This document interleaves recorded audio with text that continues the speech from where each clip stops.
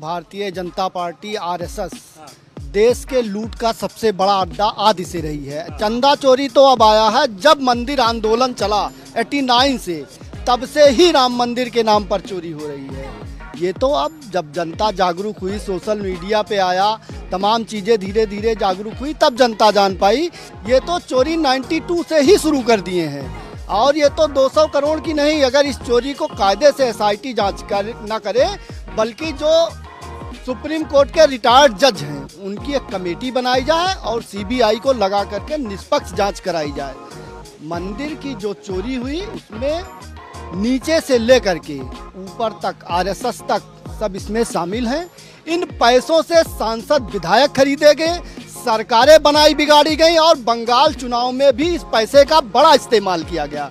Bharatiya Janata party लूट का अड्डा है, और इसने देश की जनता को ही नहीं पूरे विश्व को धोखा दिया है। अरे राम के हैं ये, राम को थोड़ी लूट लेंगे। बिल्कुल, ये राम के नहीं हैं, ये राम के नाम पर केवल सत्ता पाने के मार्ग हैं। इनके पास विकास का कोई रास्ता नहीं है। हिंदू मुसलमान भगवान राम के सिवा कभी इन्होंने ये कहा कि हमने ये विश्वविद्यालय बनवाया है, हमने ये हॉस्पिटल बनवाया है, हमने ये बड़े उद्योग लगाए हैं, कभी कहा? आप राम के नाम पर वोट लेकर के राम को बेचना। बताइए कैसे चोरी हो गई है अयोध्या के राम मंदिर में? इतना बढ़िया ट्रस्ट, मोदी जी की निगरानी वाला ट्रस्ट, चंपत राय, ये सब जो करीबी लोग थे मोदी जी के, उनको लगाए थे ट्रस्ट में, चोरी हो गई। ये मोदी जी पीएमओ कार्यालय से इसका नेतृत्व करते थे। गृह मंत्री जी और पूरे आरएसएस के जो लोग हैं, ये सब एक दूसरे की सीढ़ी से बंधे हुए लोग हैं। यहाँ से पैसा निकलता था तो ऊपर तक जाता था, और जो एसआईटी में पकड़े गए लोग हैं, ये तो सिर्फ एक, जैसे कहते हैं, महाजाल में जो शहरी फंस जाए। बाकी बड़े लोगों को इसलिए बचाया जा रहा है कि बड़े लोग जो ऊपर तक बैठे हैं उनकी साख बची रहे। चंपत राय पे ना एफआईआर हुई है, अब सुनने में आ रहा है कि उन्होंने इस्तीफा भी दे दिया है। अभी केवल सूत्र के हवाले से खबर है, कोई इस्तीफा नहीं है। मैं अयोध्या का नागरिक हूँ, और चंपत राय का नाम ही चंपत है।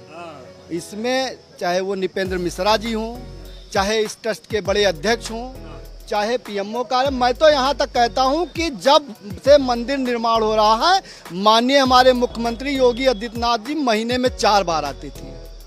उनकी निगरानी में सारे कार्य होते थे, तो चंदा चोरी कैसे हुआ, यह बात वो बताएं। या तो कि चोरी में कहीं ना कहीं वो भी शामिल है। भाई आते थे तो महीने में 4 बार आते थे, और हर बार मंदिर जाते थे, अधिकारियों के साथ बैठक होती थी, ट्रस्ट के साथ बैठक होती थी, तो कैसे उनको भनक नहीं लगी? मिले थे ये? बिल्कुल सब लोग मिले थे, भाजपा के लोग सब लोग मिले थे, और इन्हीं पैसों से देश के उद्योगपतियों के द्वारा सरकार को तोड़ा और बनाया जा रहा है। ये बताओ, आप बतौर अयोध्या वासी, राम हम सब के हैं, लेकिन सबसे ज्यादा आपके हैं क्योंकि अयोध्या के। बिल्कुल, लेकिन उन्हीं के मंदिर में कुछ लोग धक्का डाल दें, अयोध्या वासी होने के तौर पर कितना दुख है। बिल्कुल, हम लोगों को अथाह दुख है। राम हमारे आदात थे और हमारे पूर्वज थे, हम लोग उन्हीं के वंशज हैं। और हमारे ही घर में इन लोगों ने साधु का वेश धर करके, जिस तरह रावण ने सीता का हरण किया, मारीच का वेश धर करके जिस तरह राम को छलने का काम किया गया, तो ये जो दोनों वहाँ बैठे हैं, मारीच और रावण हैं, जो साधु के रूप में भगवान राम को लूट रहे हैं। अयोध्या वाले माफ करेंगे? कभी माफ नहीं करेंगे। अयोध्या मंडल में ही लोकसभा की 5 सीटें हारे हैं, मथुरा की 5 सीटें हारे हैं, और यहाँ से भी विधानसभा की सीटें हारेंगे, और इस बार सरकार से इनकी विदाई तय।